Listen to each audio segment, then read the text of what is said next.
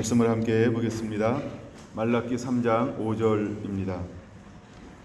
말라기 3장 5절. 내가 심판하러 너희에게 임할 것이라. 점치는 자에게와 간음하는 자에게와 거짓 맹세하는 자에게와 품꾼의 사기에 대하여 억울하게 하며 과부와 고아를 압제하며 나그네를 억울하게 하며 나를 경외하지 아니하는 자에게 속히 증언하리라. 만군의 여호와가 말하였느니라. 아멘. Are you ready? 44번째 시간입니다. 오늘도 소제목은 심판하러 임할 것이다. 심판하러 임할 것이다. 네 번째입니다.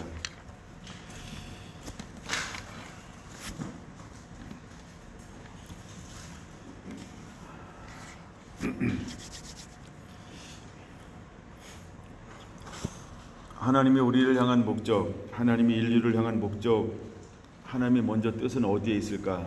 심판에 있지 않습니다. 하나님의 목적은 구원함에 있습니다. 그래서 아무도 멸망치 않고 모든 영혼이 구원에 이르기를 원한다. 하나님이 우리를 사랑하셔서 독생자 예수 그리스도를 주셨던 이유가 무엇일까? 모두가 다 구원받기 원함입니다. 예수님이 이 땅에 인간의 몸으로 입고 오신 이유가 어디에 있을까? 예수님으로 말미암아 모두가 다 구원받기를 원함으로 이 땅에 오셨습니다. 근데 많은 사람들이 그렇게 살지 않죠. 사사기 이 시대가 어떤 시대라고 이야기하죠? 사사기 마지막 장에 보면 우리가 많이 아는 이런 말이 나오죠. 다 자기 소견에 옳은 대로 행하였더라. 여러분, 이 말씀을 한번 잠시 생각해 보길 바랍니다. 자기 소견에 옳은 대로 행하였더라. 자기 생각하고 빗나갔나요? 자기 생각하고 그런 걸 행했나요? 자기 생각에 맞는 걸 행동했어요. 그렇죠? 근데도 그 시대가 무슨 시대라고요? 자기 소견에 옳은 대로 행하였더라. 근데 사사시대가 어떤 시대였나요? 하나님을 멀리하는 시대, 하나님께 순종하지 않는 불순종의 세대. 그래서 많은 곳에 타락이 있고, 그래서 멸망받을 수밖에 없었고, 이방인을 강하게 하셔서 이스라엘을 압제할 수밖에 없었던 그런 시대였다는 거예요. 근데 그때 이스라엘은 어떻게 행동했다고요? 자기 생각에 옳은 대로요. 뭐가 문제인가요? 자기 소견에 옳은 대로 행동했잖아요. 내 생각과 다르게 행동한 것도 아니고, 나쁘게 행동한 것도 아니고, 악한 마음으로 행동한 것도 아니고, 그냥 자기 생각에 옳은 대로 행동했어요. 근데 우리는 그것을 죄라고 말하고 있습니다. 하나님은 우리 생각으로 살라고 말하지 않죠. 하나님의 말씀을 따라 살아라 이렇게 말합니다. 그래서 그것을 하나님의 율례와 법도와 계명이라고 말씀을 하고 있는 것입니다.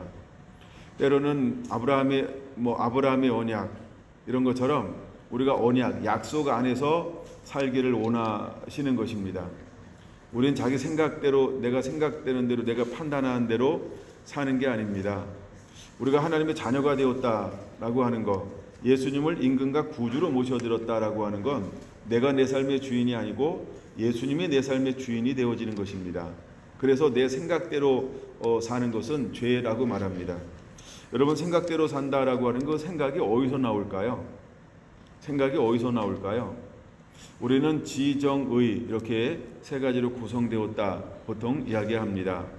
우리는 이것이 바로 생각이라고 하는 건 두 번째 영역인데 바로 혼의 영역인 것입니다. 혼의 영역. 우리는 혼의 영역을 이렇게 표현하기도 합니다. 자아라고 말입니다. 자아라고 말입니다. 근데 예수님이 제자들을 부르시고 많은 걸 요구한 게 아니고 딱 하나 요구하셨습니다. 그게 뭘까요? 자아 파쇄. 자기를 부인하고, 그러니까 자기가 죽어야 한다는 거예요. 그래서 내 생각에 옳은 대로 행동하는 것이 왜 잘못됐냐? 자아로 행동했기 때문에 그런 거야. 혼적인 영역으로 했기 때문에 그런 거야. 근데 여러분, 우리가 거듭난다, 하나님의 자녀가 되었다, 새롭게 된다라고 하는 의미는 뭘까요? 혼 영역이 아니고 영의 영역으로 바꿔지는 거죠. 새로운 변화가 일어나는 거죠. 옛 것은 지나갔다, 이전 것은 지나갔다, 보라 새 것이 되었다. 그럼 우리 안에 변화가 일어나야 되는데 변화는 뭐에 대한 변화일까요? 바로 혼적인 영역에서 영적인 영역으로의 변화가 일어나는 거예요. 즉 혼인 자아가 죽는 거예요. 자아를 다른 말로 말하면 나 자신이죠. 그러니까 내가 죽고 내 안에 누가 사는 거예요? 예수님이 사는 거예요. 로마서 6장에 말하고 있는 것처럼 내가 죽고 내 안에 예수님이 사는 거예요. 그래서 사도 바울은 고백합니다. 사나 죽으나 나는 그리스도의 것이로다. 여러분 그리스도의 것이어야 하는데 뭐예요? 내 건 내 거, 예수님 건 예수님 거 아니죠. 내 건 내 거, 예수님 건 내 거. 우리 이렇게 살고 싶어 한다는 거죠. 그래서 여러분 우리 안에 자아가 파쇄가 되어져야 한다는 거예요. 할렐루야. 하나님의 놀라운 뜻은 우리 모두가 다 구원받는 겁니다. 그리고 하나님의 언약 안에 머무는 것입니다. 우리 안에 그 은혜가 풍성하게 넘치기를 원합니다. 자, 제가 심판을 다루기 전에 많은 시간 무엇을 다뤘냐 하면 언약의 사자가 오시는 목적에 대해서 다뤘어요. 언약의 사자가 오셔서 하는 일이 뭘까요? 그게 두 가지 하신다고 그랬어요. 기억나시죠? 첫째는 불로 임하신다는 거예요. 둘째는 물, 잿물로 임하신다는 거예요. 그래서 불과 잿물에 하는 속성이 있어요. 뭘 하는 것이죠? 깨끗게 하는 거예요. 정결케 하는 거예요. 우리를 재련하는 거예요. 재련의 목적이 뭘까요? 깨끗하게 하기 함이 목적이라는 거예요. 잿물의 용도가 뭘까요? 깨끗하게 하는 게 용도라는 거예요. 그래서 먼저 언약의 사자가 와서는 하나님의 기뻐하는 사람으로 회복시키는 거예요. 우리를 변하여 새 사람이 되게 하는 거예요. 그래서 이제 우리 모두가 다 언약의 사자가 오면 어떻게 해야 할까요? 예, 우리가 환영해야 한다는 거죠. 마음의 문을 열고 그를 우리 안으로 받아들여야 한다는 거예요. 그런데 하나님을 떠났던 수많은 사람들이 하지 않는 것이 뭐냐 하면 하나님을 환영하지 않아요. 예수님을 환영하지 않아요. 그의 이름을 존중히 여기지 않아요. 그를 경외하지 않아요. 하나님을 두려워할 줄 몰라요. 하나님 말씀을 듣지도 못하고 순종할지도 않는 거예요. 이것에 대해서 제가 구약의 몇 군데를 통해서 함께 나누었어요. 그래서 대표적으로 이사야 1장에 보면 무엇이 무너졌다? 예배가 무너졌어요. 여러분 예배는 어떤 행위일까요? 최상의 행위입니다. 하나님을 하나님 되게 하는 최상의 행위가 무엇이다? 예배라고 하는 거예요. 여러분 우리는 예배하면 예배할수록 영이 살면 혼과 이 육이 윤택하게 되어져 있어요. 그래서 우리가 하나님과 관계가 친밀해지면 우리의 자아가 건강해지는 거예요. 우리가 자아가 건강해져요. 그래서 행복감도 있고 만족감도 있고 즐거움도 있고 기쁨도 있고 희락도 있고요. 평안도 있어요. 근데 우리가 자아만 살아있고 영이 죽으면 불안해요. 예. 그리고 우울해요. 뭔가 씁쓸해요. 뭔가 좋은 것 같은데 공허함과 허전함들이 찾아와요. 이거는 영이 죽고 자아가 살아있기 때문에 그래요. 근데 영이 살아있는 상태에서 자아가 건강해지는 방법이, 자아가 살아나는 방법이 뭐냐면 이럴 때 느끼는 평안은 정말 평안이에요. 뭐가 없을까요? 불안함이 없어요. 우울한 게 없어요. 뭔가 허전한 게 없어요. 왜 그럴까요? 영이 살아서 영이 혼과 육을 지배하고 다스리기 때문에 그런 거예요. 여러분 안에 진정한 변화는 거듭남으로 인해서 오는 것입니다. 내가 죽고 내 안에 예수 그리스도가 삶을 통하여서 오는 것입니다. 여러분 안에 그런 은혜가 임하게 되기를 원합니다.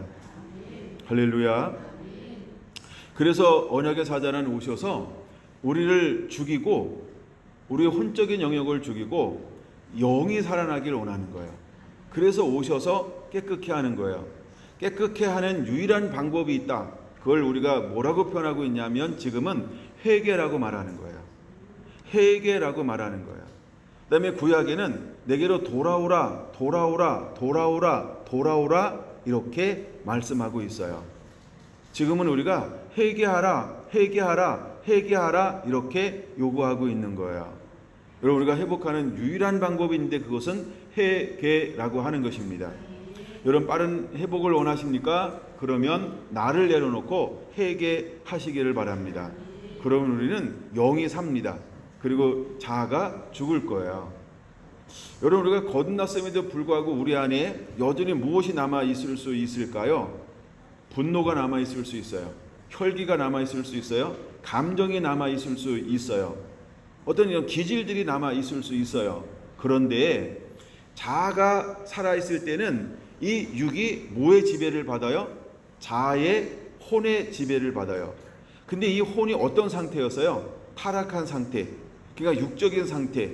이걸 다른 말로 말하면 짐승과 같은 상태, 이런 표현을 씁니다. 이제 언어를 찾아보면, 그래서 짐승과 같은 상태, 이런 상태가 있어요. 그래서 이걸 우리가 때로는 본능적으로 행하는데 이 본능이 뭐가 되어서 나와요?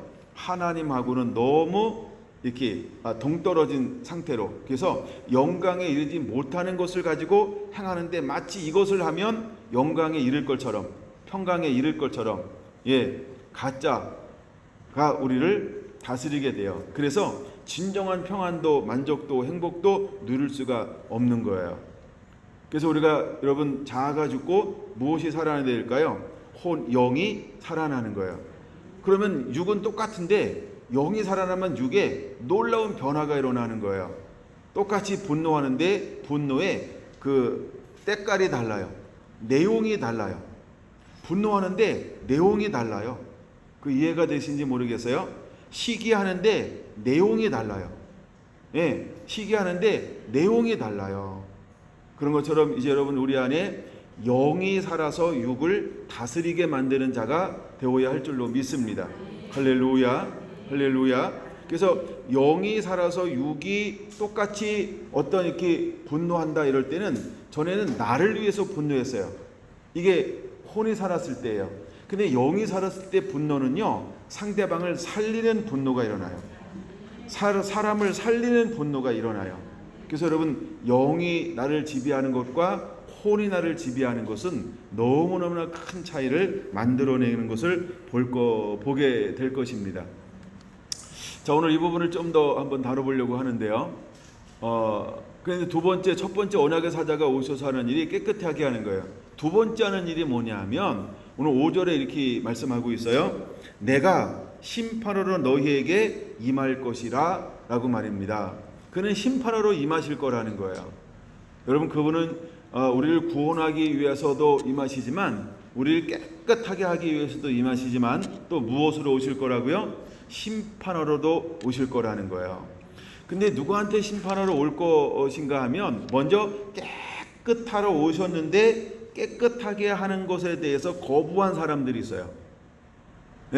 이 재련되어지는데, 이 표백하는 것으로 씻어지는데 이것을 거부한 사람들이 있어요. 근데 어떤 사람들이 거부했을까? 바로 점치는 자에게와, 점치는 자들은 거부해요. 간음하는 자들 거부합니다. 거짓 맹세하는 자들 거부합니다.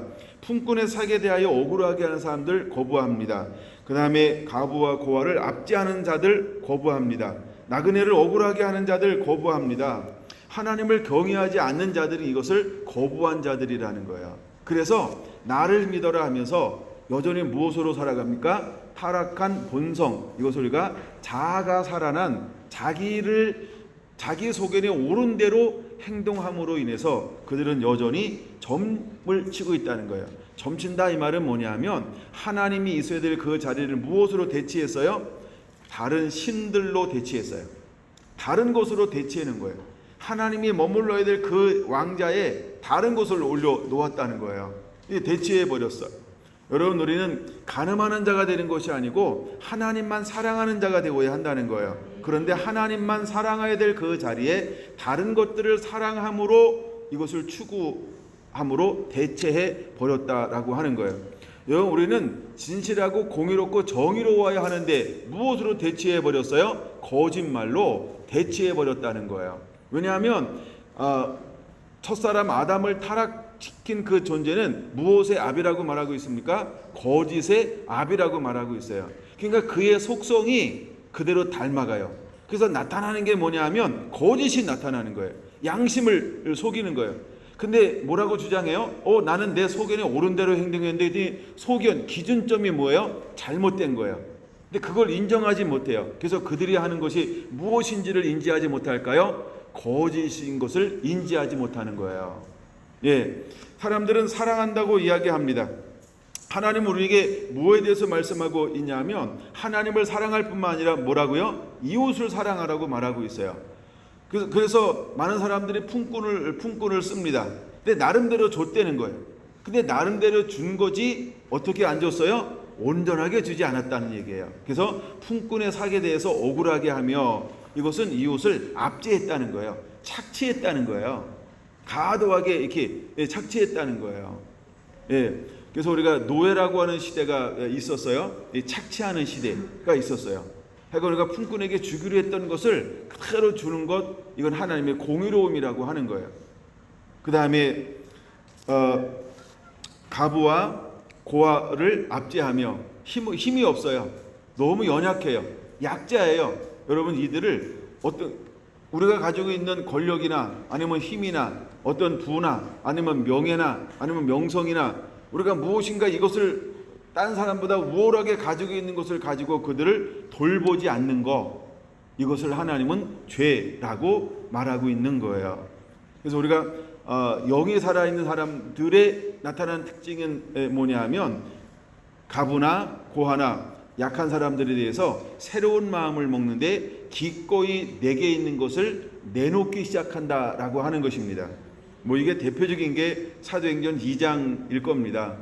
그래서 우리가 정말 하나님의 사람들을 사는 것 보면 우리가 거듭났는가라고 열매를 보아 알 수 있다라고 할 때 우리 삶 가운데서 이웃을 향하여 어떤 마음을 가지고 대하고 있는가, 이런 것들을 보면 보여지는 부분들이 있습니다.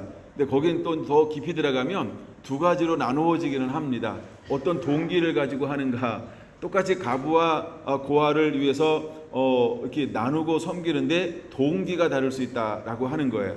그런 부분도 있고, 오늘 좀 더 한번 나누어 보기 원하는 부분이 있는데요.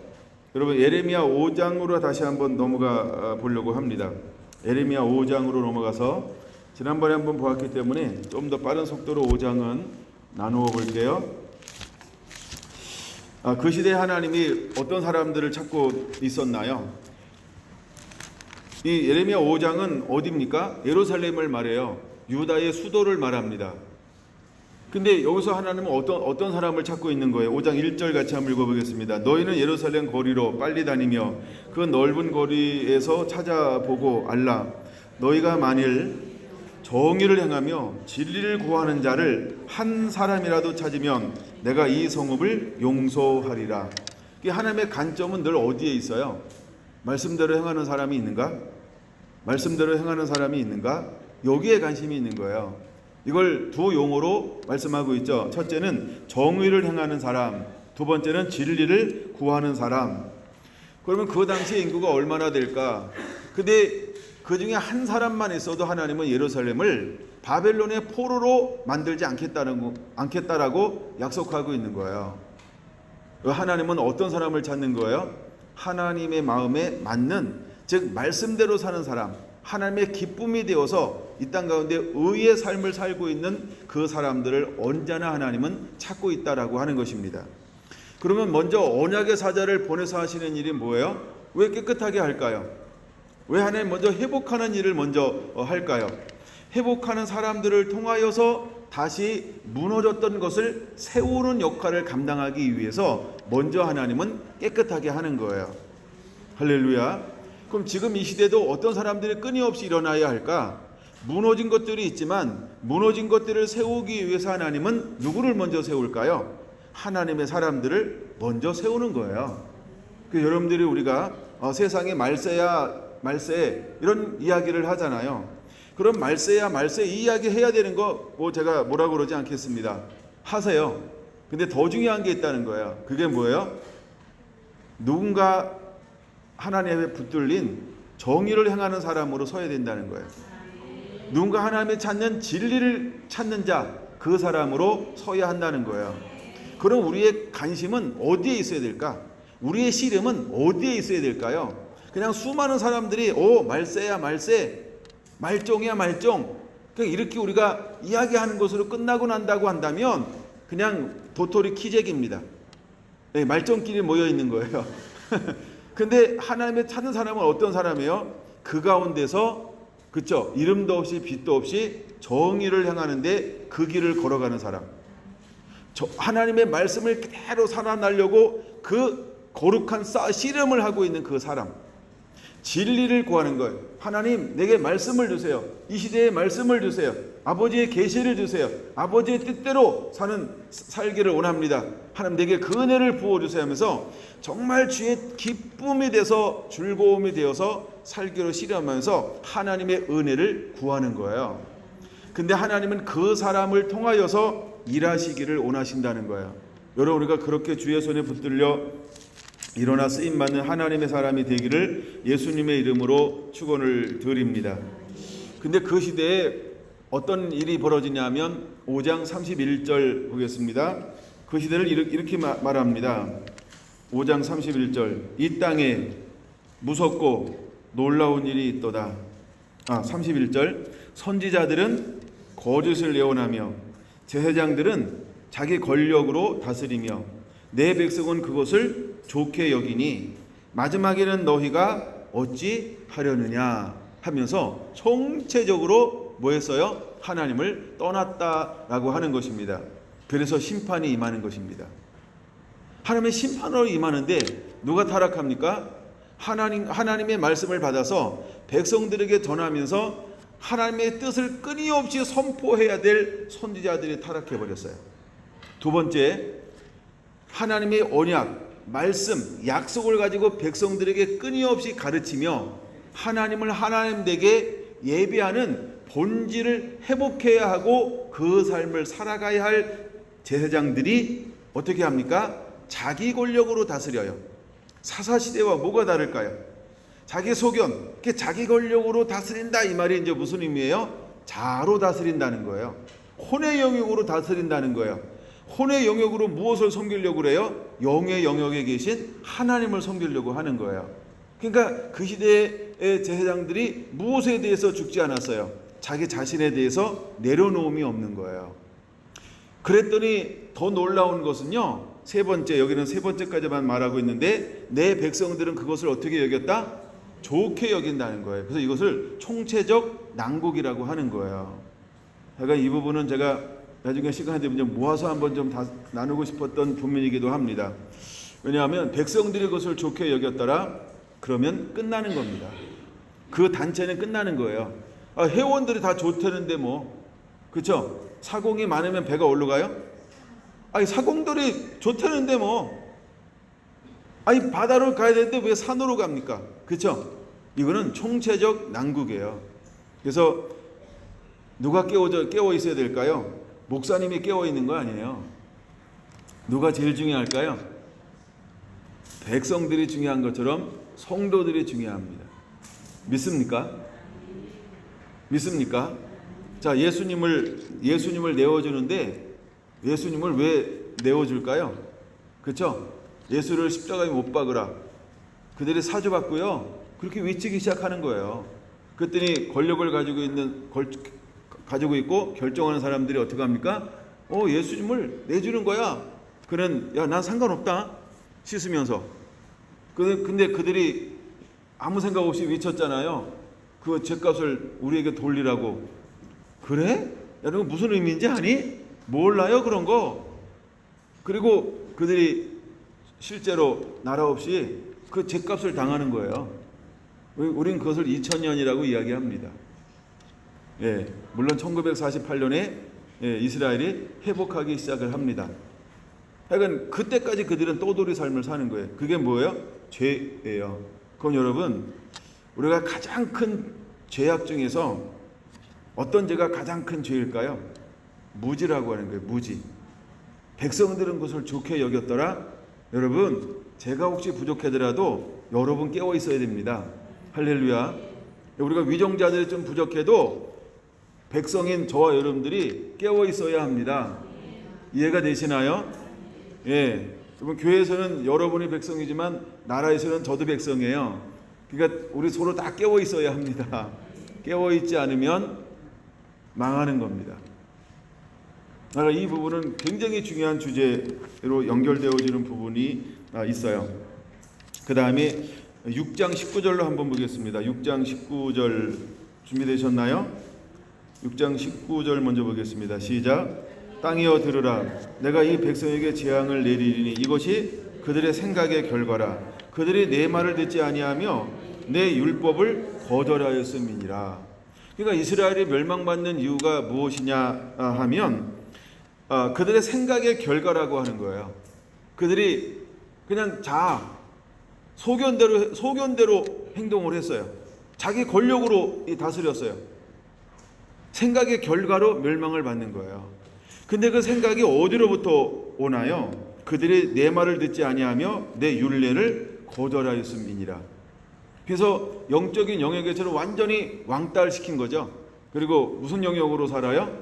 혼적인 영역으로 사는 거예요. 그 혼적인 영역으로 사니까 그 삶의 결과가 어떤 결과를 낳고 있나요? 내 백성에게 재앙을 내리리라. 그래서 그들에게 재앙이 오는 거예요. 근데 그들이 이것을 인정할까요? 인정하지 않을까요? 인정하지 않습니다. 모르는 거예요. 13절 한번 볼게요. 13절 시작. 이는 그들이 가장 작은 자로부터 큰 자까지 다 탐욕을 부리며 선자로부터 제자까지 다 거짓을 행함이라. 이게 그들의 총체적인 난국이라고 표현할 때 우리가 아마 이런 걸 표현할 수 있을 거예요. 가장 작은 자에서 가장 큰 자까지, 그 다음에 선지자로부터 제사장까지 무엇으로 행동을 하고 있습니까? 탐욕으로 행동하고 있고 거짓으로 섬기고 있다라고 하는 거예요. 근데 여러분, 이것에 대해서 우리가 경각심을 가질까요? 예레미야가 살고 있는 그 시대는 이것을 경각심을 갖지 않았다는 거예요. 누가 있음에도 불구하고 예레미야가 얼마나 외쳤을까요? 하나님의 말씀을 받고 얼마나 그 시대를 향하여 외쳤을까요? 근데 그 시대는 예레미야의 목소리에 아무도 귀를 기울이지 않았다라고 하는 것입니다. 7장 21절 한번 보겠습니다. 7장 21절. 만군의 여호와 이스라엘의 하나님께서 이와 같이 말씀하시되 너희 희생제물과 번제물의 고기를 아울러 먹으라. 사실은 내가 너희 조상들을 애굽 땅에서 인도하여 낸 날에 번제나 희생에 대하여 말하지 아니하고 명령하지 아니하고 오직 내가 이것을 그들에게 명령하여 이르기를. 지금부터 잘 들어야 됩니다. 너희는 내 목소리를 들으라. 그리하면 나는 너희 하나님이 되겠고 너희는 내 백성이 되리라. 너희는 내가 명령한 모든 길로 걸어가라. 그리하면 복을 받으리라 하였으나. 24절 같이 읽습니다. 그들이 순종하지 아니하며 귀를 기울이지도 아니하고 자신들의 악한 마음에 깨와 완악한 대로 행하여 그 등을 내게로 돌리고 그 얼굴을 향하지 아니하였으며. 보세요. 하나님이 이스라엘 백성들에게 출애굽한 그 이후에 요구한 것이 딱 하나였다는 거예요. 뭘 먼저 요구했어요? 쉐마, 내 말을 들으라. 내 말을 들으라 하나를 요구했다는 거예요. 근데 그들은 그 내 말을 들으라 하나를 요구했는데 그것을 지켰다? 안 지켰다? 예, 안 지켰다라는 거예요. 여러분 보세요. 아담과 하와가 많은 것에 대한 하지 말라라고 말이 있었습니까? 아니면 하나 하지 말라는 게 있었나요? 왜 우리는 하나 하지 말라는 게 그렇게 관심을 가질까요? 하라 한 게 널려 있는데 묘하죠? 이것이 유혹이라는 거예요. 원래 아담과 하와에게는 그런 유혹이 없었어요. 유혹이 없었다 이 말은 잘 들어야 됩니다. 욕심이 없었다는 거예요. 그러니까 탐심이 없었어요. 근데 누구랑 교제함을 통해서 탐심, 욕심이 들어왔나요? 그렇죠? 미혹하는 자와 교제함을 통해서 내가 미혹되니까 내 안에 전혀 없는 새로운 게 만들어졌어요. 그걸 탐심, 욕심이라는 거예요. 그래서 지금 이스라엘이 끊임없이 무너지는 것은 뭐냐면 하나님과 교제해야 될 사람들이 누구랑 교제하지 않아요? 하나님과는 교제하지 않고 누구랑 교제하는 거예요? 하나님을 떠난 무리들과 교제해요. 그래서 이것을 제가 끼리끼리라고 좀 표현해 보고 싶고요. 재밌는 말로는 도토리끼리 놀고 있다, 이렇게 좀 표현하고 싶어요. 여러분들은 누구랑 교제하고 있습니까? 여러분 누구랑 놀고 있나요? 여러분의 놀이터는 어디인가요? 여러분 누구를 만나고 있습니까? 무엇을 보고 무엇을 듣고 무엇을 생각하고 있습니까? 이것이 우리를 지배한다는 거예요. 우리가 무엇을 결정하고 무엇을 판단하고 무엇을 행동으로 옮깁니까? 그것이 우리의 삶이라고 하는 거예요. 여러분, 우리는 일주일 동안 나름대로 다 존재하고 왔어요. 존재했다 이 말은 살고 왔다는 거예요. 여러분, 어떤 사람도 시간이 23시간 살고 온 분이 없어요? 하루 24시간씩 다 누리고 왔습니다. 그래서 어떻게 보냈는지는 모르지만, 그럼 여러분, 우리에게 동일하게 주어진 그 24시간 일주일이라고 하는 삶 속에서 여러분은 무엇을 선택하며 왔나요? 혹시 24절은 아니었나요? 여러분, 24절 다시 눈으로 보세요. 그들이 순종하지 아니했어요. 귀를 기울이지도 않았어요. 자기들이 악한 마음에 깨와 완악한 대로 행동하였어요. 그는 하나님께 등을 돌렸고요, 하나님의 얼굴을 구하지 않았어요. 근데 그들은 이것을 알았을까요? 몰랐을까요? 그들은 무지했다는 거예요. 그래서 가장 큰 죄 중에 죄가 무엇이냐 하면 무지함이 죄라는 거예요. 근데 여러분, 우리는 무지가 죄라고 인정하지 않습니다. 나 몰랐는데요? 청문회 나서 몰랐는데 그럼 다 통과됩니다?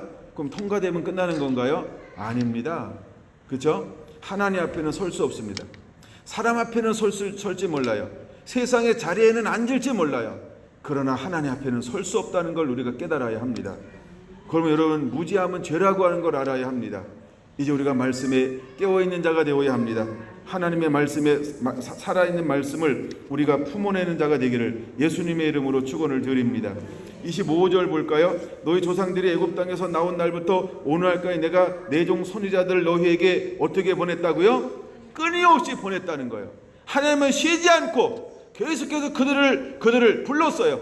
돌아오라, 내 말을 들으라. 누구를 보냈어요? 선지자들을 끊임없이 보냈다는 거예요. 근데 그들은 선지자들을 향하여서 어떻게 했을까? 26절 시작. 너희가 나에게 순종하지 아니하며 귀를 기울이지 아니하고 목을 꼿꼿하게 하여 너희 조상들보다 악을 더 행하였음이니라. 아니, 하나님의 뜻을 보여주면 보여줄수록, 아버지의 마음을 공개하면 공개할수록, 아버지가 그들을 돌아오라 부르면 부를수록 그들은 어떻게 했다고요? 순종하지 않았다는 거예요. 귀를 기울이지 않았다는 거예요. 목을 꼿꼿이 세웠다는 거예요. 여러분, 우리의 표현 중에 이런 게 있어요. 어긋장난 행동, 그런 표현이 있죠. 일부러 더 하는 거예요. 일부러 더 하는 거예요. 근데 누가 이렇게 했어요? 이스라엘 백성들이. 오늘 이 시대가 그럴 수 있다는 거예요. 오늘 이 시대가 그럴 수 있다는 거예요. 조금만 어려우면 막 살려달라고 이야기합니다. 그리고 살려달라고 하는데 살려줬어요. 그럼 우리가 표현하는 게 있어요. 하나님은 살아계십니다. 이 시대가 그런 시대에 우리가 살고 있어요. 제가 그 표현 싫어한다 그랬잖아요. 하나님은 한 번도 죽은 적이 없어요.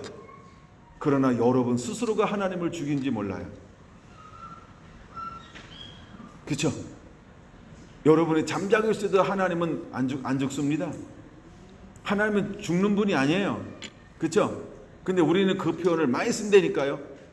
막 위급하고 힘들고 어려운 일이 있어서 막 하다가 응답받으니 역시 하나님은 살아계십니다. 살아계신 하나님을 찬양합니다. 아니, 그럼 안 도와줄 때는 하나님이 돌아가셨어요? 그러니까 자기중심으로 생각한다는 거예요.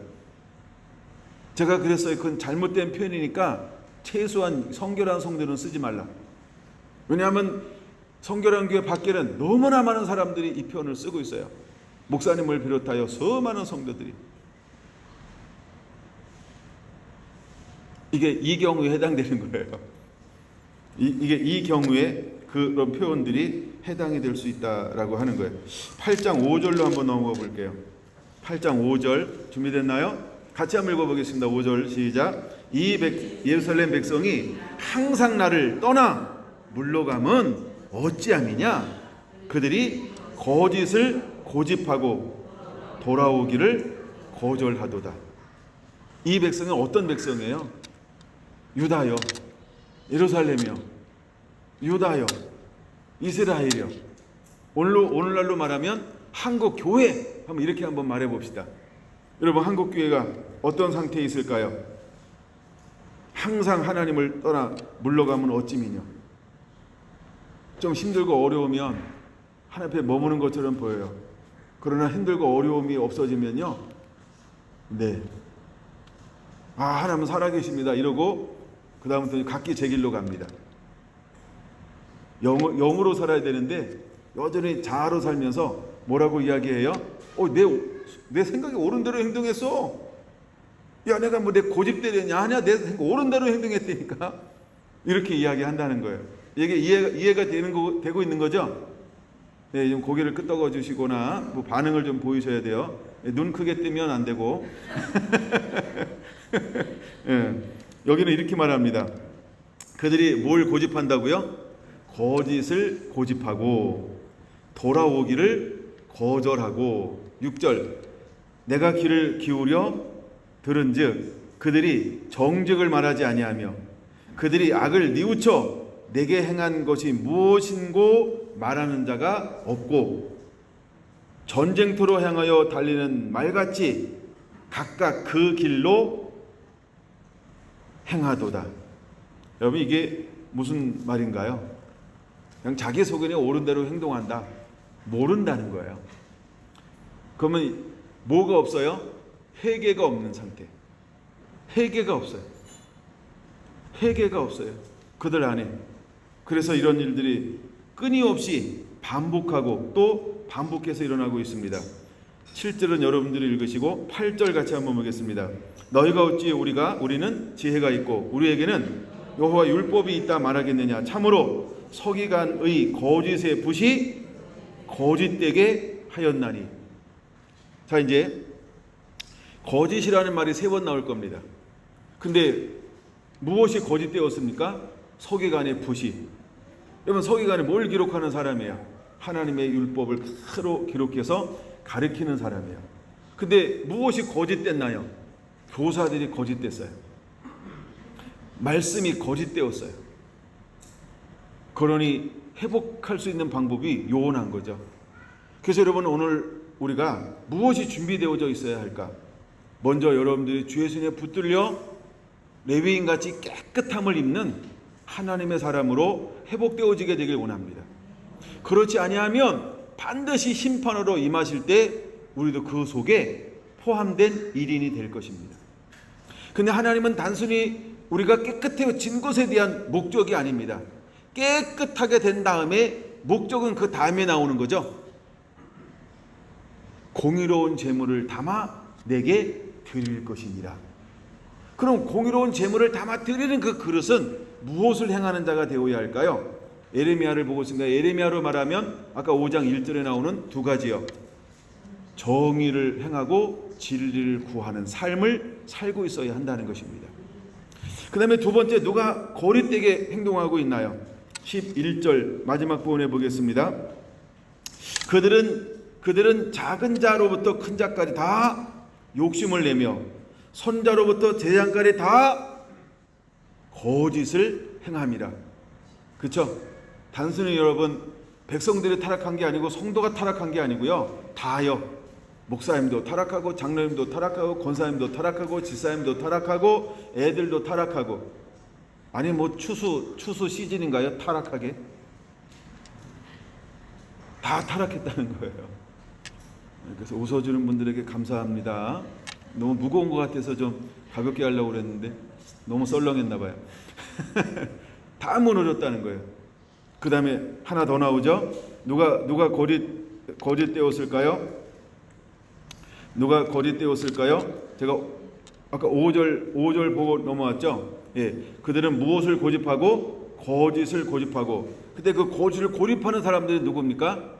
백성들이라고 말한 겁니다. 그래서 백성들이 거짓을 말합니다. 그 다음에 서기관들이 거짓을 말합니다. 그 다음에 선지자와 제사장들이 거짓을 말합니다.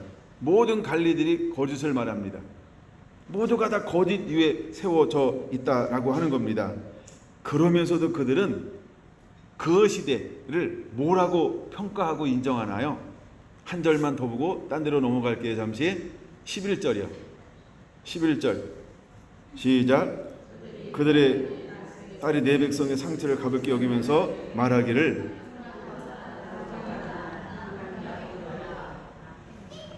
평강하다 하나 평강이 없도다. 왜 뭐가 문제일까요? 사실을 모른다는 거예요. 그래서 그들은 자기 지금 삶을 뭐라고 평가하고 있어요? 평강하다라고 평가하고 있다라고 하는 것입니다. 마지막 때의 특징이 뭐라고요? 평안하다, 안전하다 그때에. 우리 한번 성경을 보겠습니다. 데살로니가 전서 5장으로 한번 넘어와 볼게요. 데살로니가 전서 5장 1절 보겠습니다. 형제들아, 때와 시기에 관하여는 너희에게 쓸 것이 없음은 주의 날이 밤에 도적같이 이를 줄을 너희가 자세히 알기 때문이라.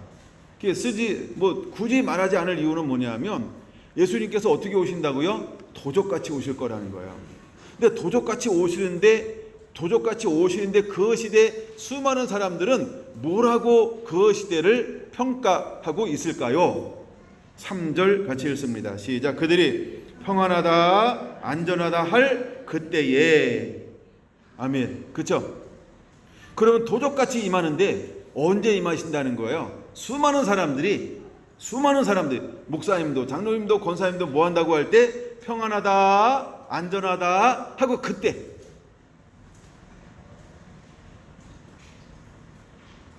이해가 되시는 거죠?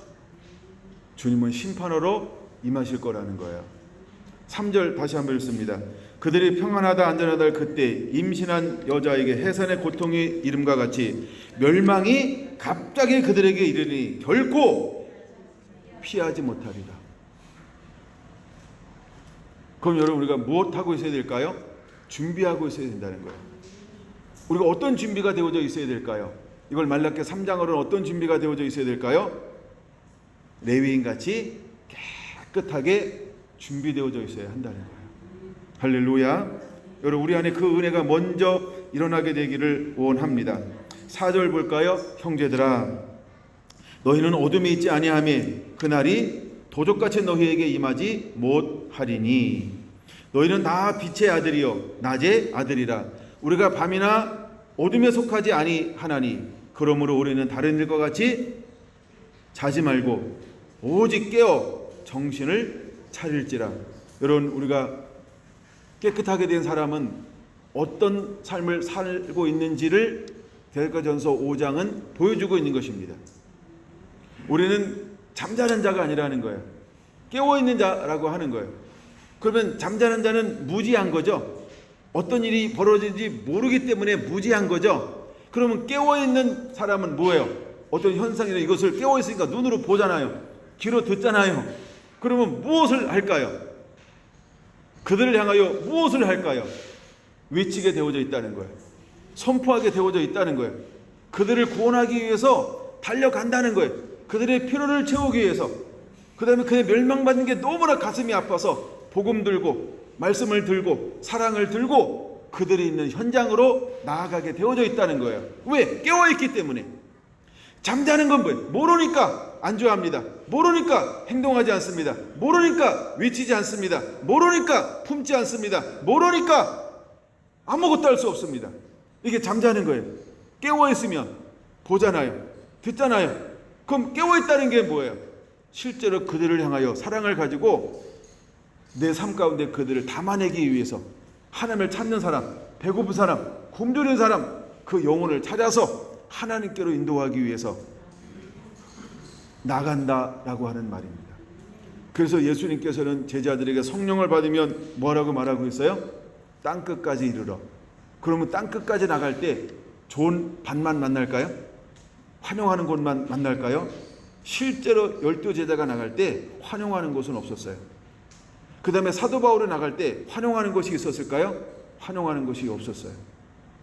수많은 제자에 나가 복음의 현장에 나갈 때 환영하는 곳이 있었을까요? 없었어요. 여러분, 우리가 이제 세계적인 전도자들이 있어요. 중국을 전도했던 사람, 아프리카를 전도했던 사람, 수많은 이제 선교사들이 있어요. 이런 사람들이 환영받은 곳이 있나요? 아무데도 환영받지 않았습니다. 마치 이제 마지막 때 우리가 걸어가야 할 길은 어떤 길일까요? 그곳에 가는 것입니다. 왜요? 깨어 있기 때문에, 보고 있기 때문에, 어떤 상황인지 알기 때문에. 내 안에는 무엇이 가득 차요? 하나님의 사랑과 아버지의 마음이요. 근데 이 세상에는 무엇이 넘실거리고 있어요? 죄악의 물결이요. 근데 지금 시기가 어떤 시기예요? 곧 오신다. 하나님이 곧 오신다. 아버지의 마음으로 가득해요. 그러면 곧 오시는데 무엇이 넘실거린다고요? 죄악이 넘실거려요. 예, 세상에는. 그러면 아버지의 사람은 가만히 방관하고 보고만 있고 여기서 중보기도만 하고 있고 얼굴만 구하고 그지 않습니다. 얼굴을 어디서 구할까요? 현장에서 얼굴을 구합니다. 어디서 기도할까요? 현장에서 기도하게 되어져 있습니다. 이제 여러분, 우리는 그곳으로 뛰어드는 자가 되어야 합니다. 그래서 제가 가끔 강조하잖아요. 아가서 8장 5절이요. 그는 어디서 깃발을 들고 오나요? 아가서 8장 5절 기억나나요? 그는 어디서 깃발을 들고 온다고요? 거친 들에서요. 왜 그걸 거친 들이라고 표현하고 있을까요? 그렇죠? 죄악이 넘실거리기 때문에 그런 거예요. 타락이 넘실거리기 때문에 그런 거예요. 하나님 상관하지 않아요. 하나님 찾지 않아요. 그들은 여전히 자기를 사랑합니다. 욕심이 이끌려서 생활합니다. 근데 아버지의 사랑이 있는 그 사람, 깨끗하게 돼서 이제 하늘의 영광으로 가득 찬 그 사람은 이 현상을 보고서 방관하지 않는다라고 하는 거예요. 할렐루야. 이것이 바로 예수님의 섬김의 삶이었어요. 이것이 바로 하나님의 사람들의 섬김의 삶이었어요. 마지막에 하나님을 찾는 사람은 어떤 사람일까요? 이제 어느 순간에는 우리가 이곳 안에만 머물러 있지 못할지 몰라요.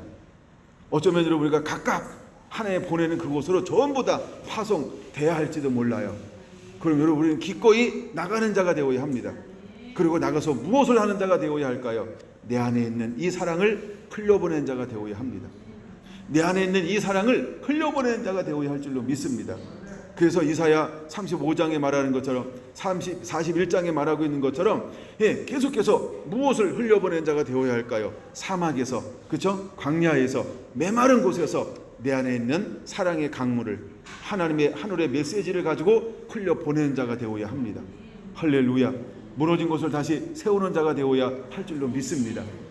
하나님은 그런 사람들을 찾는 거예요.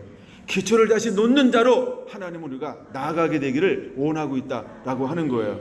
여러분, 한 분 한 분들이 그렇게 주 예수님에 붙들려 준비가 되어짐이 있게 되기를 예수님의 이름으로 축원을 드립니다. 할렐루야. 그러기 위해서 우리가 어떻게 더 무장하고 있어야 될까? 7절 보겠습니다. 자는 자들은 밤에 자고 취하는 자들은 밤에 취하되. 8절 같이 읽습니다. 시작. 우리는 낮에 속하였으니 정신을 차리고 믿음과 사랑에 호신경을 붙이고 구원의 소망의 투구를 쓰자. 할렐루야. 왜 이렇게 해야 되는지 이제 이해가 됐죠? 우리가 이 사랑 가지고 어디로 갈 거니까 타락한 세상으로, 죄악의 물결이 넘실거리는 세상으로 나아가니까 이제 우리가 무엇으로 무장해야 될까요? 무엇으로 무장하게 될까요? 믿음과 사랑으로 호신경 가슴을 보호하는 거예요. 우리 마음을 보호하는 거예요. 아버지 마음이 있는 걸 호신경을 붙이고 그 다음에 구원의 소망의 투구를 쓰자. 에베소 6장에 나오는 전신갑주를 입으라 라고 하는 것처럼. 이해가 되십니까? 이제 우리는 이곳으로 준비가 되어져야 합니다. 왜요? 곧 심판하러 임하실 거니까. 주님이 오시기 전에 주님은 한 번 더, 하나님은 수많은 잃어버린 영혼들을 향하여 아버지의 사랑을 가지고 그들을 추수하기를 원합니다. 담아내기를 원하고 있기 때문에 그렇습니다. 난 여러분들이 담아내는 주 예수에 붙들린 거룩한 그릇 되기를 예수님의 이름으로 축원을 드립니다. 할렐루야. 9절 볼까요? 9절. 하나님이 우리를 세우심은 노하심에 이르게 하심이 아니요. 시작. 오직 우리 주 예수 그리스도로 말미암아. 이걸 믿으시기 바랍니다. 여러분이 그 주인공이라고 하는 걸 믿으시기 바랍니다. 나의 부르심은 이것이다라고 여러분들이 믿음으로 취하시길 바랍니다. 이것은 다른 사람이 아니고 옆 사람이 아니고 나를 향한 말씀이다. 이때는 그냥 나를 향한 말씀이라고, 이런 건 좀 거룩한 이 취함이 있게 되기를 원합니다. 나를 향한 하나님의 부르심입니다. 10절 같이 읽습니다. 시작. 예수께서 우리를 위하여 죽으사 우리로 하여금 깨어있든지 자든지 자기와 함께 살게 하려 하셨느니라. 그러므로 피차 건면하고 서로 덕을 세우기를 너희가 하는 것 같이 하라. 할렐루야. 하나님은 우리를 이와 같은 일에 우리를 불렀다라고 하는 것을 깨닫고 믿으시기 바랍니다. 아멘. 누가복음 17장으로 한번 보겠습니다. 누가복음 17장 26절 한번 볼까요? 누가복음 17장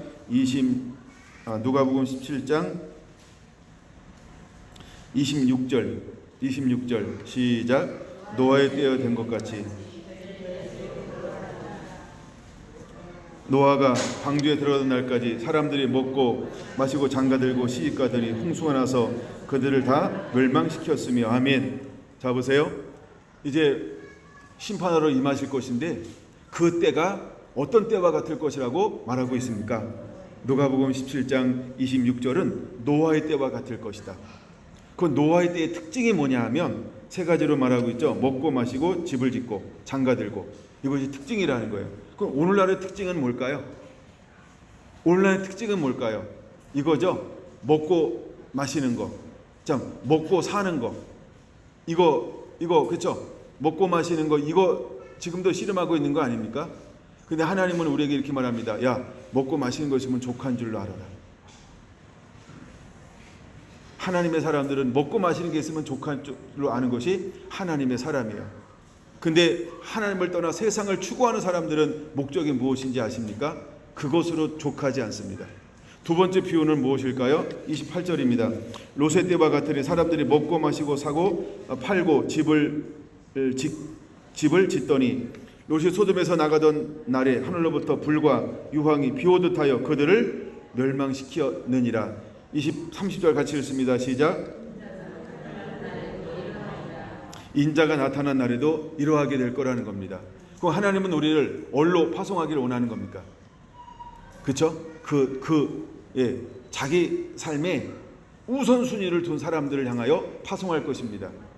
이걸 나중에 볼 겁니다만 욕심이라고 말합니다. 이걸 이기주의라고 말합니다.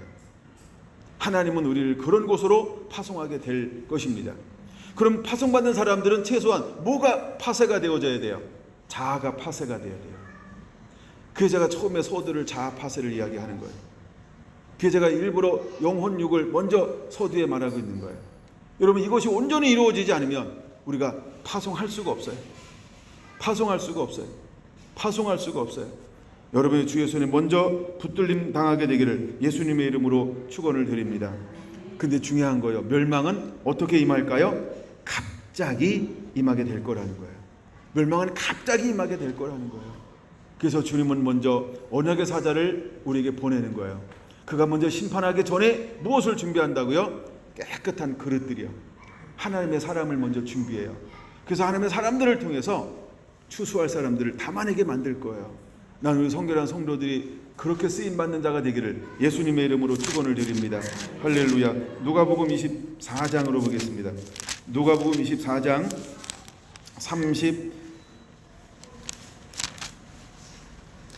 34절 볼까요? 34절 준비되셨습니까? 21장. 누가복음 21장 34절.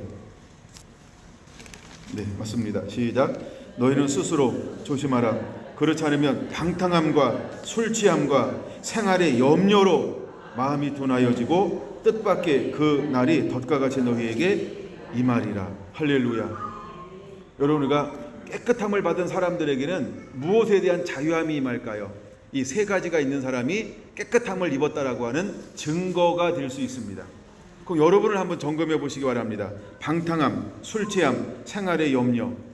만약에 이런 것이 있다라고 한다면 깨끗해짐을 받지 않은 겁니다. 그냥 좀 더 불 속에 있어야 되고요. 좀 더 빨래통에 머물러 있어야 됩니다. 튀어나오려고 하지 마세요. 아 뜨거 그러고 거기 머물러 있어야 됩니다. 요즘에 빨래통에서 있는 게 좋아요. 나와도 저기 습도가 아주 높아가지고 안 말라. 만약에 내 안에 이런 방탕함이나 술 취함이나 그 다음에 생활에 염려가 있다고 한다면 내가 내 상태를 알아야 합니다. 아직 준비가 되지 않은 거죠. 근데 그 다음 말씀을 볼게요. 35절 36절. 이날은 온 지구상에 거하는 모든 사람에게 이 말이라. 이러므로 너희는 장차올 모든 일을 등이 피하고 인자 앞에 서도록 항상 기도하며 깨어 있으라. 할렐루야. 하나님은 우리에게 그것을 말씀을 하고 있는 것입니다. 여러분의 삶이 되기를 예수님의 이름으로 축원합니다. 여러분들의 삶이 이런 삶이 되기를 원합니다. 자, 이제 한 군데만 보고 말씀을 마치려고 합니다. 데살로니가 후서 1장 8절을 한번 보겠습니다. 데살로니가 후서 1장 8절입니다. 준비됐나요? 하나님을 모르는 자들과 우리 주 예수의 복음에 복종하지 않는 자들에게 형벌을 내리시리니. 여러분, 마지막 때 심판이 임하는데 누구한테 심판이 임할까요? 데살로니가 후서 1장 8절은 두 종류의 사람에게 심판이 임할 것에 대해서 말씀을 하고 있습니다. 첫째는 어떤 사람이라고요? 하나님을 모르는 자들이요. 두 번째는 누구요? 복음에 복종하지 않는 자들에게요.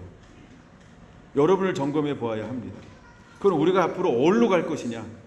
우리가 담아낼 사람들은 어떤 사람이냐라고 할 때 이 반대입니다. 그래서 그들은요, 하나님을 추구하는 사람들이 있어요. 하나님을 알고 싶은데 안내해 주는 사람이 없어요. 그들을 향하여 우리가 추수하러 나가게 될 것입니다. 그 다음에 복음을 들으면 기뻐하며 돌아올 사람들, 환영하는 사람들, 이들을 향하여서 우리는 보내심을 받게 될 것입니다. 근데 심판은 누구에게 임할 것이냐라고 할 때 하나님을 모르는 자에게 심판이 임할 것입니다. 그 다음에 복음을 복종치 않는 자들에게 심판으로 임하시게 될 거라고 하는 겁니다. 2장 1절 보겠습니다. 형제들아, 우리가 너희에게 구하는 것은 우리 주 예수 그리스도의 강림하신가?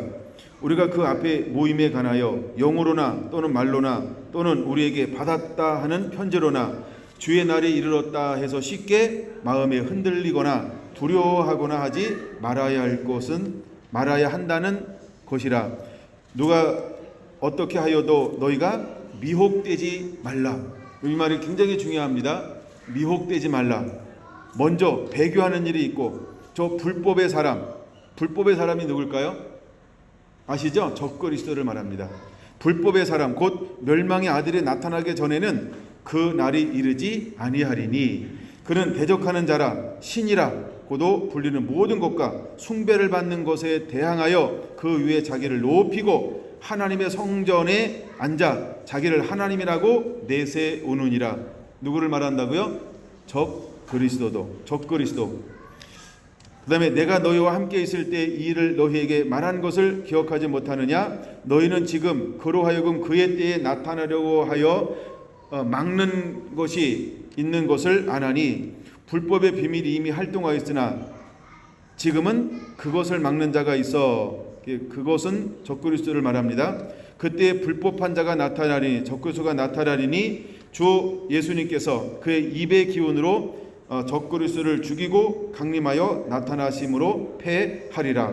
악한 자의 나타남은 사단의 활동을 따르는 능력과 표적과 거짓 기적과 불의의 모든 속임으로 멸망하는 자들에게 있으리니 이는 그들이 진리의 사랑을 받지 아니하여 구원함을 받지 못함이니라. 이러므로 하나님이 미혹의 역사를 그들에게 보내사 거짓 것을 믿게 하심은 12절은 같이 읽겠습니다. 진리를 믿지 않고 불의를 좋아하는 모든 자들로 하여금 심판을 받게 하려 하심이라. 그럼 오늘 여러분들은 두 가지를 반드시 취하며 두 가지는 반드시 내 삶 가운데 머물게 해야 할 줄로 믿습니다. 그게 12절이에요. 첫째가 뭐예요? 진리를 믿어야 한다는 거예요. 진리가 무엇입니까? 말씀이죠. 말씀이 누군가요? 예수 그리스도를 말하는 것입니다. 여러분, 주님은 심판하러 임하실 것입니다. 그럼 왜 사람들이 그런 7가지의 삶을 살까요? 예수님을 떠났기 때문에 그래요. 진리를 떠났기 때문에 그래요. 그래서 이제 우리는 진리를 믿는 자가 되어야 합니다. 우리가 진리를 살아내는 자가 되어야 할 줄로 믿습니다. 그 다음에 두 번째는 불의를 좋아하는 모든 자들에게 심판이 임한다라고 말했어요. 불의가 뭘까요? 하나님을 떠난 것. 그래서 이제 우리는 하나님을 구하는 자가 되어야 합니다. 하나님의 얼굴을 구하는 자가 되어야 합니다. 하나님과 동행하는 자가 되어야 할 줄로 믿습니다. 우리 안에 그런 삶이 다시 한번 도전되어지게 되기를 예수님의 이름으로 축원을 드립니다.